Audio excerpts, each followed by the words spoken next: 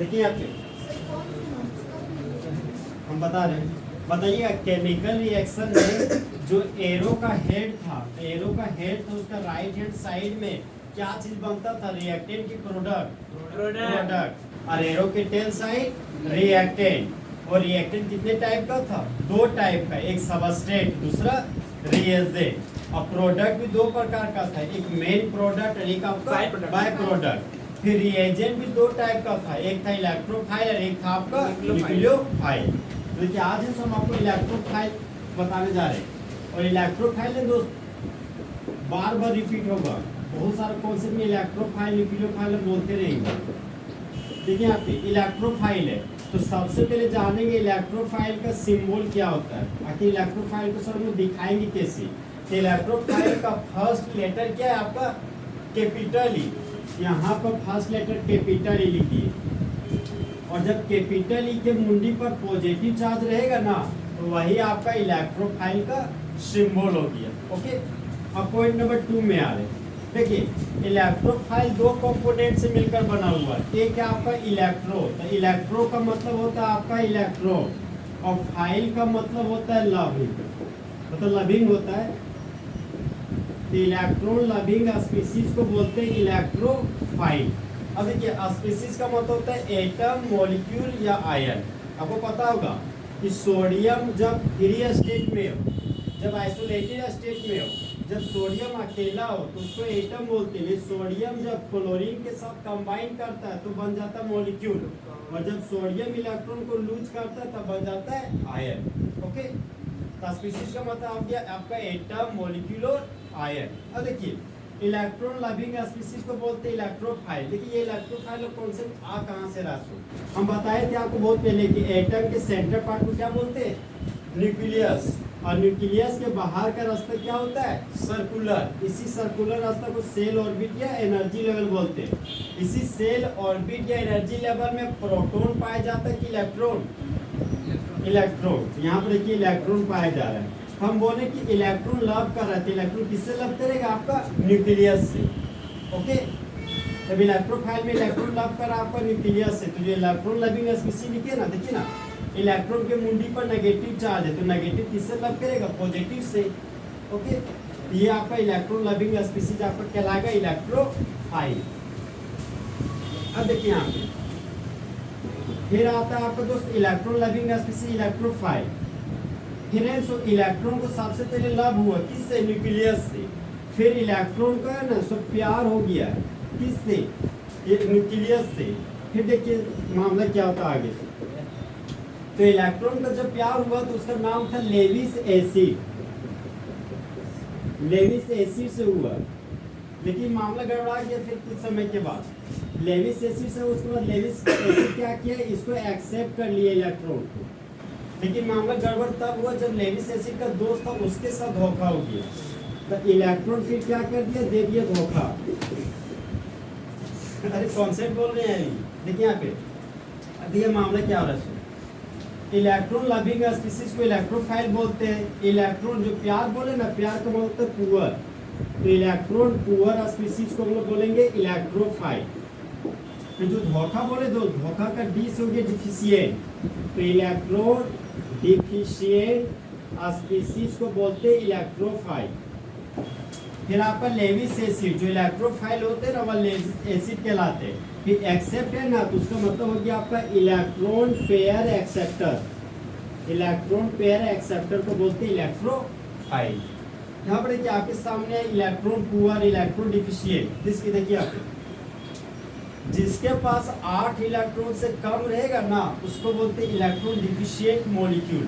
Okay, अब जो जिसके पास 8 इलेक्ट्रॉन से कम है उसी को बोलते हैं इलेक्ट्रॉन पुअर स्पीसीज। और जिसके पास 8 इलेक्ट्रॉन से कम है वही आपका लेविस एसिड कहलाता है। अब जिसके पास 8 इलेक्ट्रॉन से कम है वह चाहे कि हम अपना ऑक्टेट कंप्लीट करें, तो ऑक्टेट कंप्लीट करने के लिए वह इलेक्ट्रॉन पेयर को एक्सेप्ट करता है। इलेक्ट्रॉन पेयर एक्सेप्टर को क्या बोलिएगा? इलेक्ट्रोफाइल। से एग्जाम्पल के बेसिस पे एक एग्जाम्पल देखिए, बहुत सारे एग्जाम्पल बताएंगे। एल्युमिनियम क्लोराइड, देखिए जिसके पास कम एटम होता है ना, जिसके पास लेस अमाउंट में एटम होता है ना, उसको बोलते हैं सेंट्रल एटम। सेंट्रल एटम पहचानने का एक और तरीका, जिसका साइज बड़ा हो, इसमें कंफ्यूज कर जाएगा, लेकिन ये चीज इसमें कभी कंफ्यूज नहीं कीजिएगा। जिसका एटम कम हो ना वह हो गया सेंट्रल एटम। तो बताइए एल्युमिनियम क्लोराइड में सेंट्रल एटम एल्युमिनियम है कि क्लोराइड? एल्युमिनियम है, क्योंकि एल्युमिनियम के पास लेस एटम है, तो एल्युमिनियम हो गया सेंट्रल एटम। और ये देखिए ये हो गया आपका टर्मिनल एटम। तो यहाँ पर टर्मिनल एटम देखिए क्लोरीन कितना है 3। तो बताइएगा क्लोरीन हमेशा सिंगल बॉन्ड में आता है, तो एक बॉन्ड में 2 इलेक्ट्रॉन, तो 3 बॉन्ड में कितने इलेक्ट्रॉन हो गया 6 इलेक्ट्रॉन। तो एल्युमिनियम के पास देखिए 3 क्लोरीन के साथ जुड़ा तो 3 बॉन्ड में 6 इलेक्ट्रॉन। तो एल्युमिनियम बोलता है यार हम तो सेंट्रल एटम है, मेरे टर्मिनल एटम में जो क्लोरीन जुड़े हुए हैं उसके पास टोटल इलेक्ट्रॉन जोड़े तो 6 इलेक्ट्रॉन है, मतलब 8 इलेक्ट्रॉन से कम है, इसलिए एल्युमिनियम क्लोराइड एक तरह का इलेक्ट्रोफाइल। ओके, यहाँ इसमें कोई कंफ्यूजन? ये क्लियर हुआ? जैसे अभी बहुत बार बोलेंगे सर, फिलहाल देख लीजिए यहाँ पे हम बोलेंगे जो कम एटम है ना वह सेंट्रल एटम है। ओके, टर्मिनल एटम में 3 क्लोरीन है तो 3 बॉन्ड में 6 इलेक्ट्रॉन।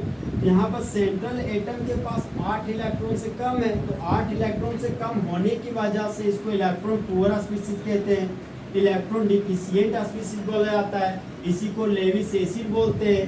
8 इलेक्ट्रॉन से कम होने की वजह से यह इलेक्ट्रॉन को पेयर को एक्सेप्ट करेगा, इसलिए इलेक्ट्रॉन पेयर एक्सेप्टर को भी इलेक्ट्रोफाइल कहते हैं।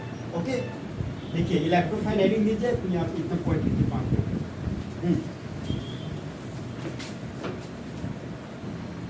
यहाँ पे देखिए अब ये हो गया आपका इलेक्ट्रोफाइल का पॉइंट। अब सर इलेक्ट्रोफाइल है तो हम लोग पहचानेंगे किससे? तो नेक्स्ट पॉइंट आता है आपका how to identify electrophile. Electrophile को हम लोग कैसे पहचानेंगे? यहाँ पे देखिए इलेक्ट्रोफाइल पहचाने का तरीका है कि जिसके मुंडी पर पॉजिटिव चार्ज रहेगा, समझे? मतलब जो कैरी करता हो, दे कैरी पॉजिटिव चार्ज। जो एटम मॉलिक्यूल आयन जिसके मुंडी पर पॉजिटिव चार्ज होगा ना वही आपका इलेक्ट्रोफाइल कहलाएगा। जैसे एग्जांपल पे मार पहला जो एग्जांपल है वो आपका H+। H+ को आप जानते हैं, इसको हाइड्रोजन आयन बोला जाता है, इसी को प्रोटॉन भी बोलते होंगे, आपको पता है इसको प्रोटॉन बोलते हैं। इसको ये नहीं पता आपको कि 3 हाइड्रोजन रहता था जिसका एटॉमिक नंबर सेम रहता था और मास नंबर डिफरेंट आता था, इसको आइसोटोप बोलते थे। याद होगा हाइड्रोजन का एटॉमिक नंबर 1 और मास नंबर 1 होता है तो उसको प्रोटियम बोलते हैं, और जिस हाइड्रोजन का एटॉमिक नंबर 1 और मास नंबर 2 होता है उसको ड्यूटेरियम बोलते हैं, और जिसका एटॉमिक नंबर 1 और मास नंबर 3 होता है उसको ट्रिटियम बोलते हैं। समझे? ये देखिए ये प्रोटियम है और ये प्रोटॉन है। डिफरेंस यहाँ पे ये है ना सर, यहाँ पर देखिए Z बराबर P है लेकिन P बराबर E नहीं है।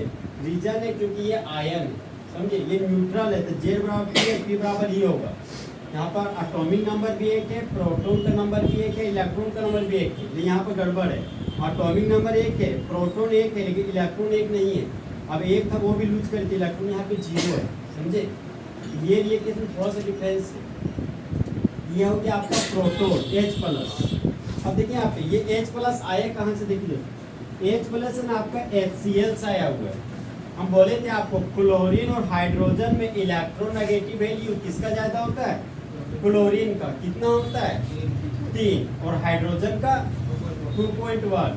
तो इलेक्ट्रॉन को पुल कौन करेगा? क्लोरीन, और लूज कौन करेगा? हाइड्रोजन। देखिए क्लोरीन ने इलेक्ट्रॉन को पुल किया तो एरो का हेड गया तो क्लोरीन के मुंडी पर नेगेटिव चार्ज, एरो का टेल हाइड्रोजन के पास गया तो हाइड्रोजन के मुंडी पर पॉजिटिव चार्ज आया।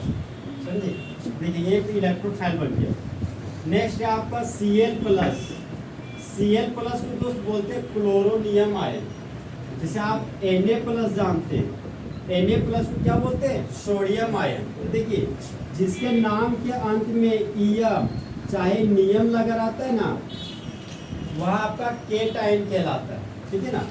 सोडियम आयन नाम क्या इयम है, इसका मतलब इलेक्ट्रॉन को लूज किया है। Cl+ इसका नाम हो जाएगा chloronium ion.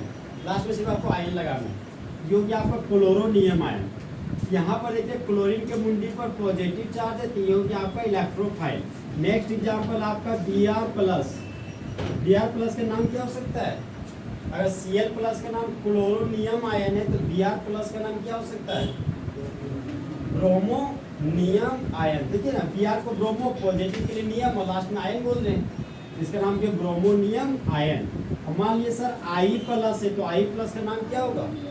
आयोडोनियम ion. Next example है आपका CH3 प्लस। सबसे पहले हमको बताइए दोस्त, ये CH3 ग्रुप, CH3 जो ग्रुप लिखे हैं वह मिथाइल ग्रुप है कि इथाइल ग्रुप?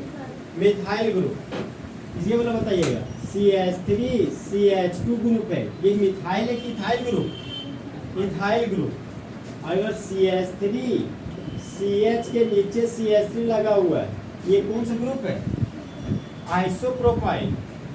अब मान लिया CH3 है, सिंगल बॉन्ड कार्बन, इस कार्बन पर लगा हुआ है 2 CH3 ग्रुप, ये कौन सा ग्रुप है? ये टर्सरी ब्यूटाइल है। देखिए भूल जाएगा तो गड़बड़ हो जाएगा, फिर लौट के आ गया। ये कौन सा ग्रुप था आपका? Methyl group. 2 कार्बन के अल्काइल को इथाइल बोलते थे। यहाँ पर एक खाली बॉन्ड आता था, 3 कार्बन आता था और बीच वाला कार्बन पे एक खाली बॉन्ड आता था, उसको बोलते थे आइसोप्रोपाइल ग्रुप। अब ये आपका टर्सरी ब्यूटाइल ग्रुप। अब देखिए यहाँ पे मान लीजिए सभी खाली बॉन्ड में क्लोरीन ग्रुप जुड़ा हुआ है, तो बताइए कार्बन का इलेक्ट्रोनेगेटिव वैल्यू होता है कितना? 2.5। अब क्लोरीन का 3। तो इलेक्ट्रॉन को पुल कौन करेगा?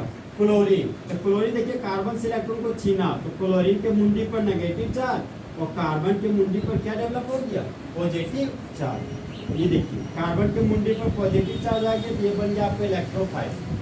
फिर इस मिथाइल ग्रुप के साथ क्लोरीन जुड़ा, फिर क्लोरीन इलेक्ट्रॉन को पुल किया तो कार्बन के मुंडी पर पॉजिटिव चार्ज आया, फिर से क्लोरीन इलेक्ट्रॉन को पुल किया तो कार्बन के मुंडी पर पॉजिटिव चार्ज डेवलप हुआ, फिर क्लोरीन कार्बन से इलेक्ट्रॉन को अपनी ओर खींचा तो कार्बन के मुंडी पर पॉजिटिव चार्ज आ गया। अब देखिए दोस्तों, इसको पढ़िएगा कैसे सुन। जब कार्बन के मुंडी पर पॉजिटिव चार्ज आ जाता है ना तो उसको पढ़ते हैं कार्बोकेटायन। क्या पढ़ते हैं दोस्त? कार्बोकेटायन। और जब कार्बन के मुंडी पर नेगेटिव चार्ज आ जाता है तो इसको क्या पढ़ते हैं? अगर इसको कार्बोकेटायन पढ़ रहे, कार्बोकेटायन, तो इसको क्या पढ़िएगा? कार्बोएनायन। एक कार्बोएनायन होता नहीं है, इसको पढ़ते हैं कार्बेनायन। ठीक है, कार्बेनायन। और जब कार्बन के मुंडी पर फ्री रेडिकल हो ना तो इसको पढ़ते हैं कार्बन फ्री रेडिकल। ओके, ये तीनों दोस्त एक तरह का इंटरमीडिएट है। अब देखिए इंटरमीडिएट क्या होता है, हम बताए थे कि रिएक्टेंट प्रोडक्ट में बदलता है, लेकिन रिएक्टेंट डायरेक्टली प्रोडक्ट में कभी नहीं बदलता है। रिएक्टेंट सबसे पहले इंटरमीडिएट बनाता है, इंटरमीडिएट बनने के बाद वह प्रोडक्ट में कन्वर्ट होता है, समझे? तो इंटरमीडिएट भी आपका 5 प्रकार का है, फिलहाल 3 ही यूज होगा आपका, कार्बोकेटायन, कार्बोएनायन और कार्बन फ्री रेडिकल। एक कार्बिन होता है, एक और आपका नाइट्रोजन होता है। ये आपको पूरे सिलेबस यही तीनों बार बार आएगा, याद रखिएगा। इंटरमीडिएट 3 प्रकार के, कार्बोकेटायन, एक कार्बेनायन, एक कार्बन फ्री रेडिकल। इसका नाम बोलिए दोस्त, इसका नाम देगा मिथाइल कार्बोकेटायन। इसका नाम क्या हो जाएगा? Methyl carbocation. और इसका नाम आइसोप्रोपाइल कार्बोकेटायन। और इसका नाम क्या हो जाएगा? Tertiary butyl carbocation. बताइएगा ये कार्बन कौन सा कार्बन है? 1 डिग्री की 2 डिग्री? 1 degree carbon. तो क्या बोल सकते हैं ये 1 डिग्री कार्बोकेटायन है। ये कार्बन कौन सा डिग्री वाला कार्बन है? 2 डिग्री कार्बन। इसको क्या बोलिएगा? 2 डिग्री कार्बोकेटायन। और ये कार्बन कितने कार्बन से जुड़ा हुआ है? 3 कार्बन। इसको कौन सा कार्बोकेटायन बोलिएगा? 3 डिग्री कार्बोकेटायन। ये आपका दोस्त इलेक्ट्रोफाइल का कुछ एग्जांपल है। यहाँ पर देखिए, आप देख सकते हैं इस कार्बन पर देखिए, फोकस कीजिए। कार्बन और हाइड्रोजन में लेस नंबर ऑफ एटम किसके पास है? कार्बन के पास। ये कार्बन सिर्फ एक एटम है, हाइड्रोजन कितना एटम है? 3। तो सेंट्रल एटम कौन हो जाएगा? कार्बन। और टर्मिनल एटम हो गया आपका हाइड्रोजन। तो 3 बॉन्ड में 6 इलेक्ट्रॉन, 8 इलेक्ट्रॉन से कम है। तो इस कार्बन के पास 8 इलेक्ट्रॉन से कम है सर, इसका मतलब ये पक्का आपका इलेक्ट्रोफाइल है। एक कंडीशन होगी। दूसरा कंडीशन, जिसके मुंडी पर पॉजिटिव चार्ज है वो भी इलेक्ट्रोफाइल है। तो गलती से आप एक कंडीशन भूल जाइएगा, तो दूसरा उपाय है जिससे मुंडी पर पॉजिटिव चार्ज, वो मेरा इलेक्ट्रोफाइल है। अब बताइएगा सर, इस कार्बन के पास 3 हाइड्रोजन है। हम बताए थे आपको कि हाइब्रिडाइजेशन स्टेट निकालने के लिए किसको किसको जोड़ते थे? हम शुरुआत में पढ़ाए थे, सिग्मा बॉन्ड और लोन पेयर को एक साथ हाइब्रिडाइजेशन स्टेट बोलते थे। तो बताइए इस कार्बन के पास कितना सिग्मा बॉन्ड है? 3 सिग्मा बॉन्ड है, क्योंकि हाइड्रोजन ऑलवेज सिंगल बॉन्ड आता है, सिंगल बॉन्ड सिग्मा बॉन्ड, तो 3 सिग्मा बॉन्ड है, तो इस कार्बन का हाइब्रिडाइजेशन क्या होगा, sp2, और इस कार्बन का 2 और 1 3 सिग्मा बॉन्ड है, इसका हाइब्रिडाइजेशन क्या होगा, sp2। इससे ये पता चल रहा है सर कि जितने भी कार्बोकेटायन है उसका हाइब्रिडाइजेशन हमेशा sp2 होता है। ओके, कोई कंफ्यूजन है नहीं यहाँ पे, देखिए इसको।